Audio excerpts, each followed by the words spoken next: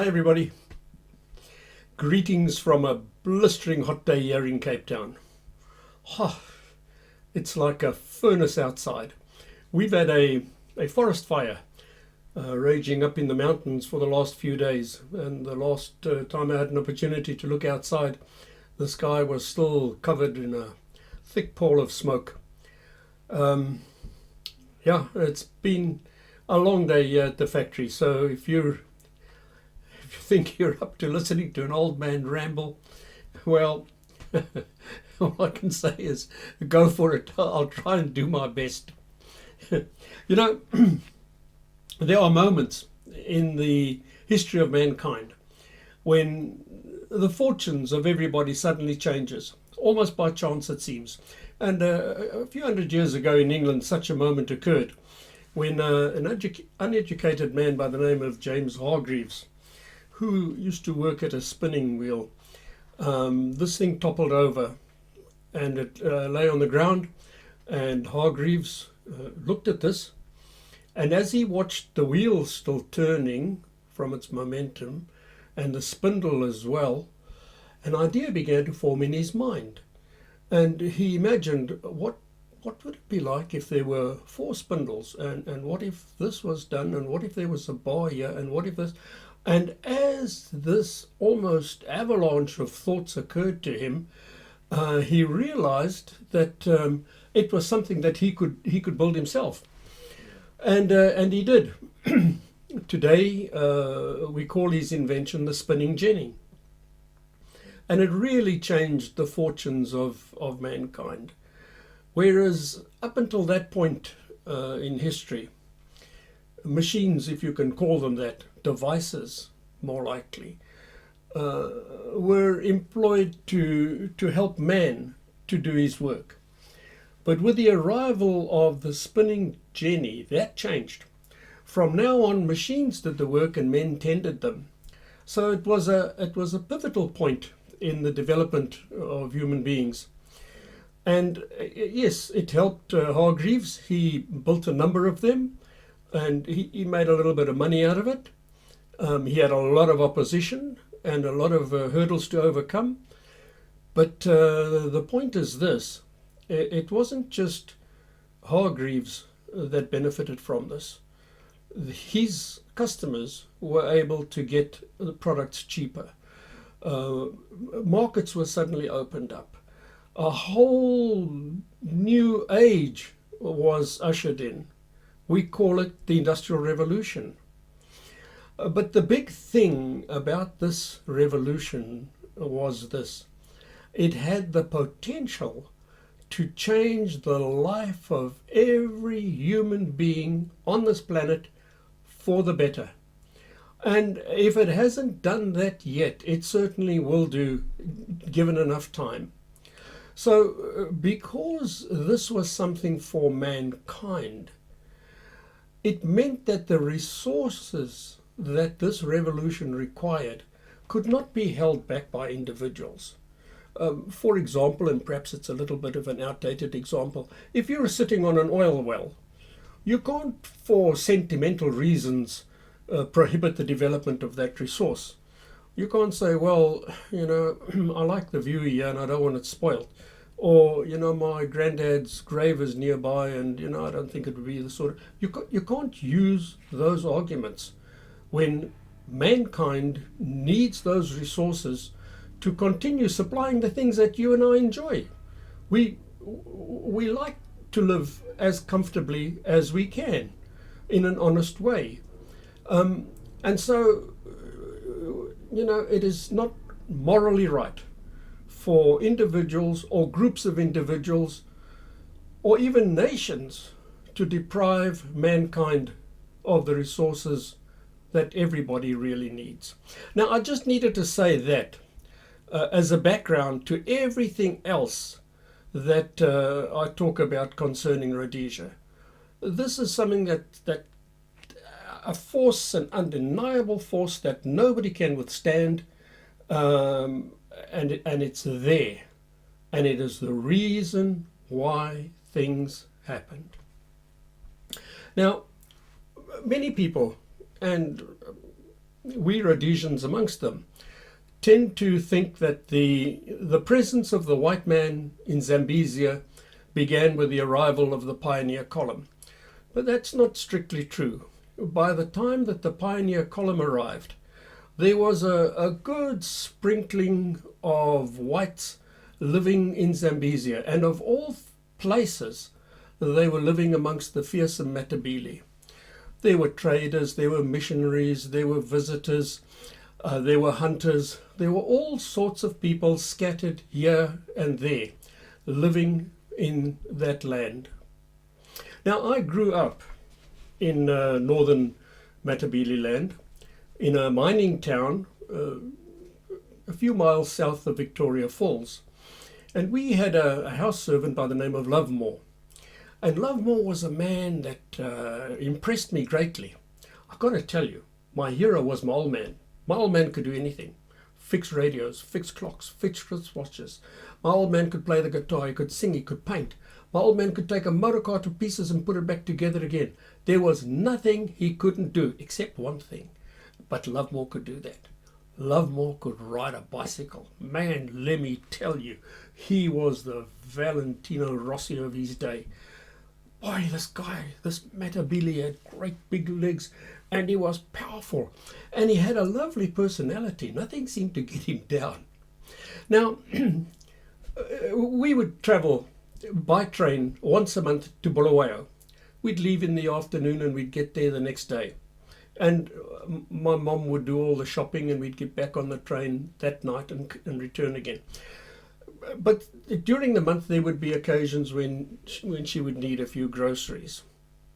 And there was one store in our town, and it was at the top of a hill called Duckensfield Hill. It was a shop by the name of Broughton's. And so now and then my old lady would say to Lovemore, go to the shop and go and see if they have any of XYZ, whatever it was. And Lovemore would do this. Now, I don't know what Lovemore got up to one day, but he came back with the wrong change. So my mom looks at this lot. She doesn't say too much. He gives an explanation, and she leaves it there. But the next time he's got to go, she calls me. Well, I'm just very, very young at that time, you know. So she gives me the money, and she says, you bring the change back to me. Okay, now Lovemore and I are going to go and do shopping. So he puts me on the crossbar of his bicycle, and we set off. Well, I tell you, I didn't have a bicycle in those days, and I used to walk to school. School was also at the top of Duckensfield Hill, and I used to watch the older boys, and none of them could ride their bicycle up that hill, up that slope to school. Halfway up, they'd be panting and heaving, and they'd get off their bike and they'd push it the rest of the way. Not Lovemore. Lovemore's got me on the crossbar, and his legs are pumping up that hill like pistons of a steam locomotive. Up he goes, no problem, no stopping. We get to the store, and we buy what we need to, and it's time to go home. And I see Lovemore's looking in the direction of home, and Lovemore's looking down into the bush, and he's really thinking. And then he makes up his mind, and he does this. He says to me, puts me on the crossbar, and we go off down a footpath through the bush, and he's moving. Wow, it's accelerating. I tell you, the wind is blowing. I'm hanging onto the handlebar, and we are just like demons going through the forest. And well, he might, because my old lady's going to be looking at the watch before long, and she's going to be wondering where the two of us have got to. We get to this village. Dogs are barking. We shoot through. It's the mine compound. It's a massive place. Brick houses provided for the staff and their families. We arrive at a hut on the outskirts of this compound. And Lovemore takes me off the bicycle, plonks me down onto my feet, jumps off, props the thing against the wall, and knocks on the door, opens it, looks inside, looks back at me and says, don't go away, don't go away. And he disappears inside and closes the door of this hut. So I stand there for a while, and then I notice a crowd of children gathering around me. about my age, some a few older, and they're really curious, okay, because I can promise you, I don't think there was ever a white kid in that neighborhood before. So they stand in a semicircle around me, and I back off until I feel that the mud wall of this hut is against me, and I'm looking at them, and they staring at me. No problems. There's no aggression. Nobody's upset. They just want to have a good look at me. So time goes by, and eventually Lavmo comes out on the bicycle. And this time, if I thought we were going fast when we went there, we went twice the speed going home. We get there, and I see he gives me a worried glance and another cautionary. So I keep my mouth shut. Old lady says, "You guys were along?" Yeah, we were. So now seeing that I'm able to keep a secret, Lovemore is ever so keen to go to the shop every now and then, and he takes me with, and invariably we make the detour home through the mine compound and then off to this hut on the edge there. And you know, I never thought too much about it. Only when I was much older did I ever reflect upon that and think to myself, what on earth was his business there? And I suppose he was just living up to his name. But there is a point to all of this, a reason why I mentioned this, and it is this, that as I stood there that first time, it didn't happen much after that. I wasn't such a curiosity after that. Nobody really bothered about me. But that first time, when that crowd of children were around me, and I looked at them, I realized something that has stuck with me since that time. And it's this, that I was not amongst my people. Now, there were European people in Matabele land, and they were not amongst their people. But I think Mtsilakatsi, and I think Lobengula too, understood that to a point as far as that any human being is able to understand that. They did their very best, I think, to make the white man feel at home. Mtsilakatsi in the Boer Republic was a completely different man. There he was attacking the whites, and the whites were attacking him. They drove him out there into Zambezia. But if you will forgive me if I presume to talk for the Europeans in the country that I grew up in, and I say we, I think I can say very honestly, we have got no reason to complain about the treatment we had at the hands of Mtsilakatsi and at Lobengula prior to the coming of the pioneer column. For example, there was a case where some Europeans were coming into the country. They were missionaries, in fact, and their cattle had all died from disease.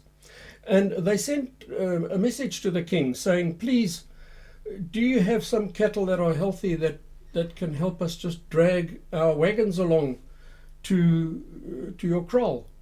And he sent a regiment of his soldiers, and when they got there, they inspanned themselves into those wagons and dragged those wagons the last few miles to the king's kraal. Robert Moffat was, I suppose you would say, probably one of the very first, if not the first resident in Matabele land at Inyati. And Mtsilakatsi said to him, what's wrong? You look crestfallen. And he said, I'm worried about David Livingstone, the explorer. Nobody's heard of him for a long time, and I'm just troubled that he might be in trouble. And Mtsilakatsi said, well, why don't we go look for him? And so here was the king of the Matabele and Robert Moffat set off through the bush to go and look for David Livingstone. Well, they never found him, but the king made sure that there was food and supplies left for him in case he wandered into that direction. So they, I think they looked out for the white man. I only heard of one case where things didn't go right, and it was a man by the name of Price and his wife and his children, and he went along with another family. The gentleman's name was Holloway Helmore, and his wife and his children, and they went off to Matabele land somewhere in the vicinity of the Zambezia Valley, and they ended up in an area that was fever-ridden, and they contracted this. And only Price and two of the Helmore children survived, and they had to try and make it back to civilization, if you'd like to call it that. And they were robbed of all their possessions. But that was the only incident that I heard or I have read of where white people suffered at the hands of the blacks in those days. And I think it's probably because the perpetrators were out of the reach of Msilagasi. If he'd have got hold of them, they would have been very sorry for their deeds. But other than that, I don't think there was anything to complain about. 20 years before the pioneer column reached Salisbury, the first white child was born in Matabele land.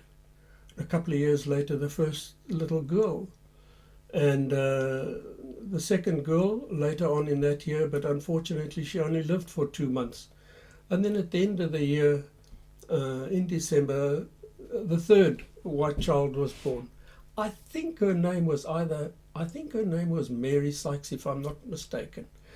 And the king was so delighted at the news that another European child had been born, that he sent a gift, a calf and the cow, her mother.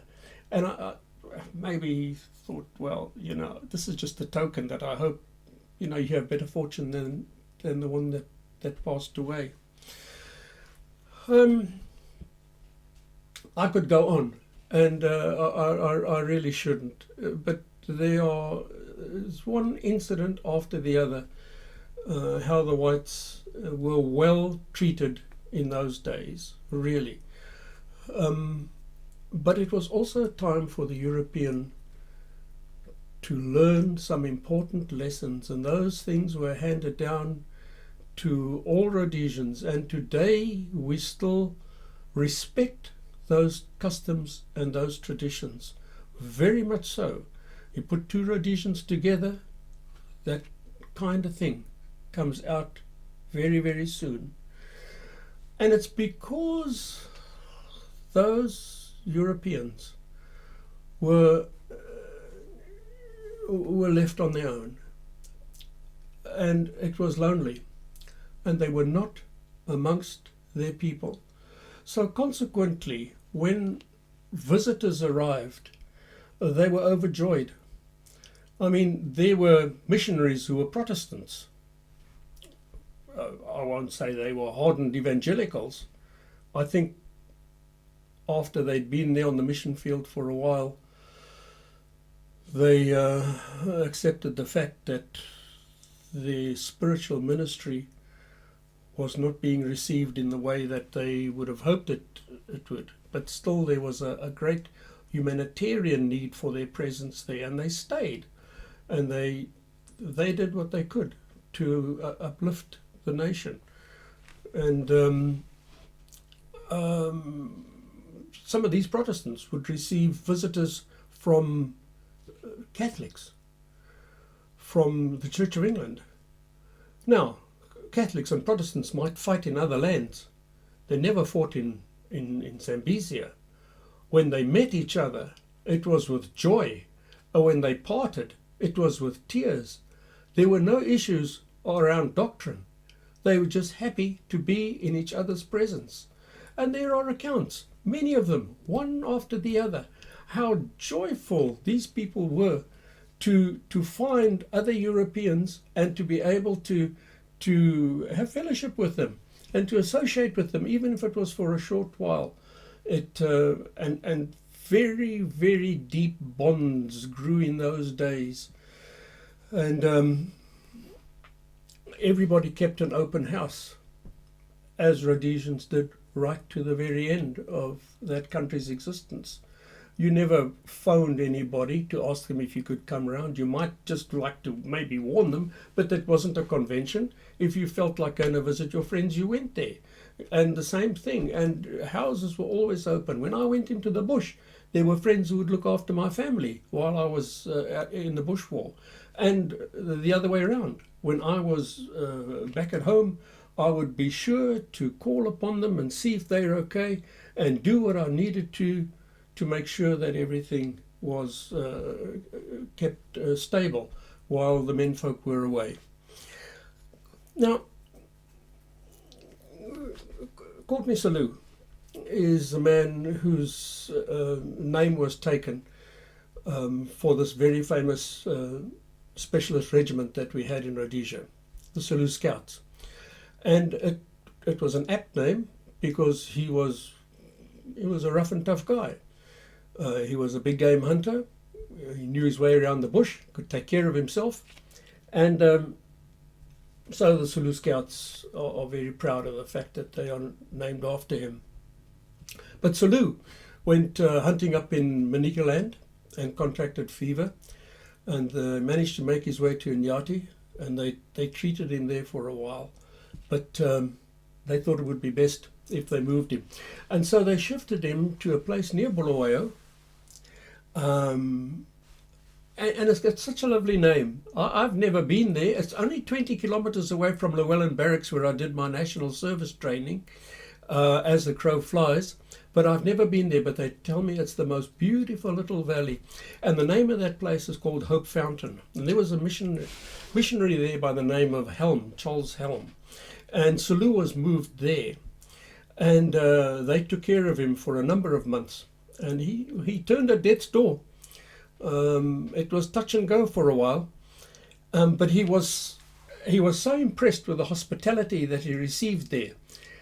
He was really taken in by Mrs. Helm. I mean, she went out of her way to make sure that he got better and that he was well enough. And after he left there, he would always go back to Hope Fountain. That was the place where he felt most at home. And Helm's daughter writes years later that she can remember Selous' way of coming there. He would bang on the door, throw open the door, walk inside, toss his hat in the corner, and then he would pick up. And what do you think he would pick up? Well, now, here's a man, remember, rough and tough guy, big game hunter. So what would you expect him to pick up? Mossberg shotgun, go outside, nail a few guinea fowl for the pot for tonight? No. She says he would pick up his zither.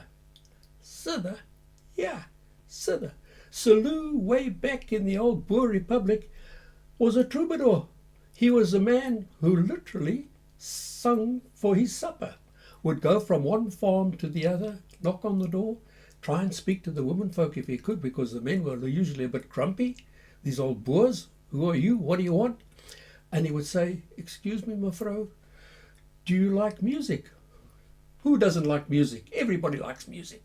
And so then he would produce the zither, and he would play it, and they say he was an accomplished musician. Trained, I think, in Austria, if I remember correctly. Played, sang, and they would give him eggs and milk and whatever other things they produced there on the farm, and he would go on his way. And that supplemented his living. Selous would entertain the Helm family, and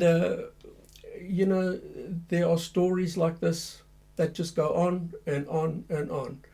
Christmas time one year, they all decided that they would surprise Lobengula. You see this kind of thing on TV, don't you?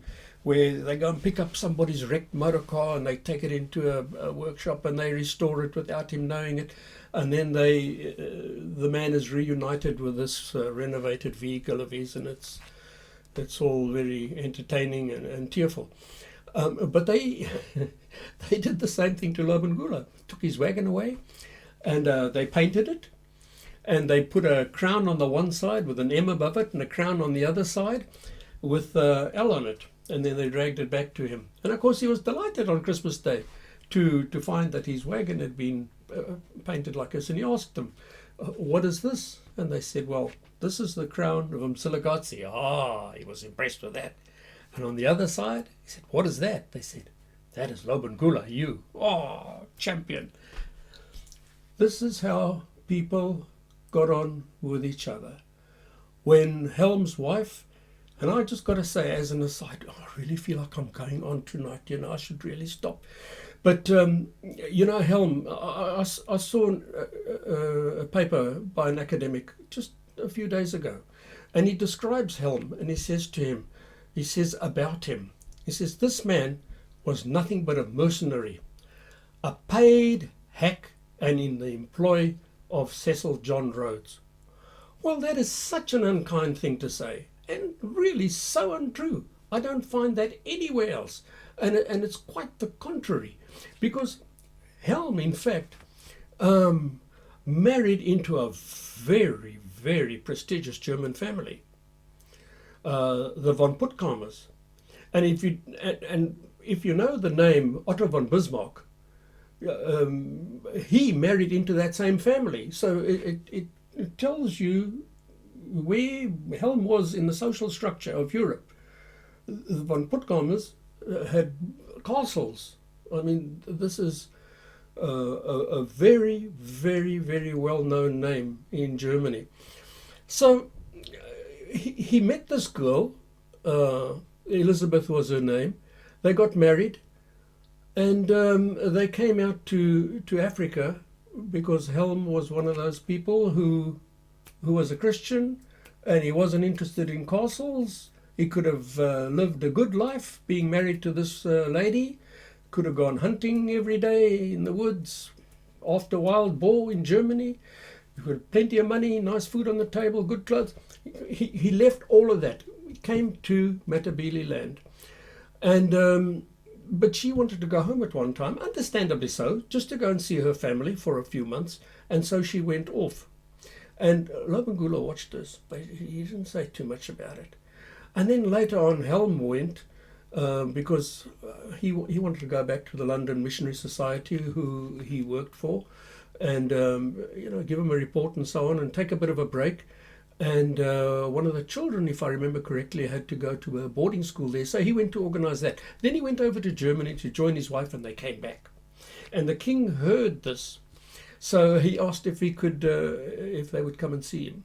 So they go along to his house. Now get this, they go into Lobengula's home, and there they find him lying on a blanket, and he's in pain. He's got gout. He's not feeling well.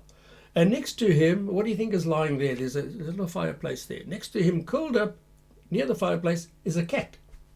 Now, I mentioned this to somebody the other day, and they said something very telling to me. They said, there's no person who is absolutely rotten that owns a cat. Anybody that owns a cat, there's a lot of good in them. So here's Lobengula, and he says, I'm glad you're back, Mrs. Helm.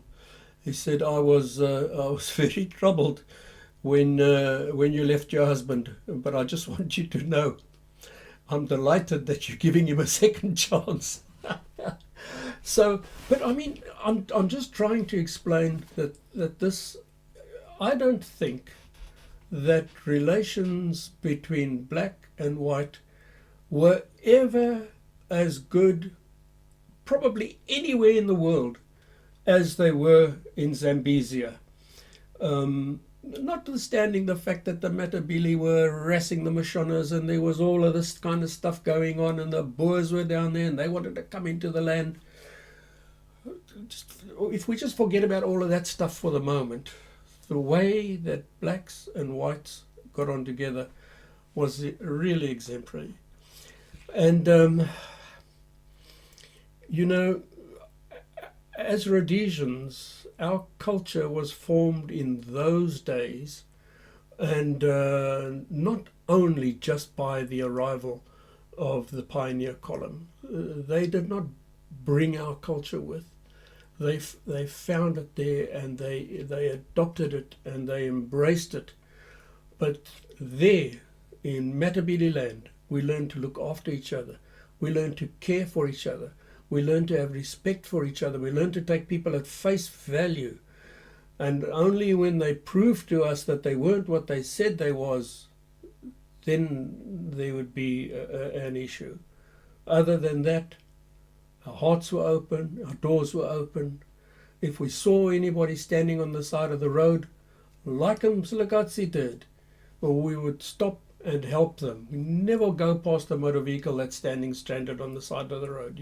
Even if it's a complete stranger, you offer help. And life was simple, very, very simple. And I've got to tell you that in Rhodesia, everything, when you had dealings with the government, when you had dealings with the authorities, the paperwork was at a minimum. There was the least amount of bureaucracy ever. And the friendship that people had for each other remains to this day. I had a lady phone me the other day as a result of these videos, as a matter of fact. A Rhodesian lady, she lives in South Africa, but in another part of South Africa. And we were chatting, but we were talking as though we've known each other all our lives, because we share a common perspective on life. So, yeah, I am going to leave it there. I'm not going to go on any further because it is already late.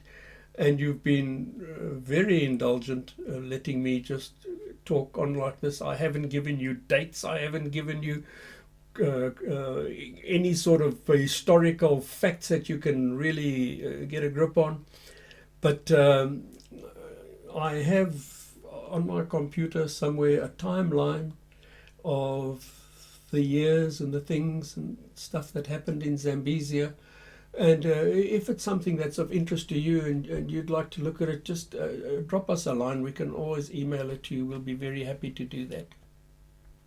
So, folks, thank you very much for your time. Thank you for listening to me. The next time we get together, we'll now start looking at that other kind of paperwork, concessions and treaties and things like that.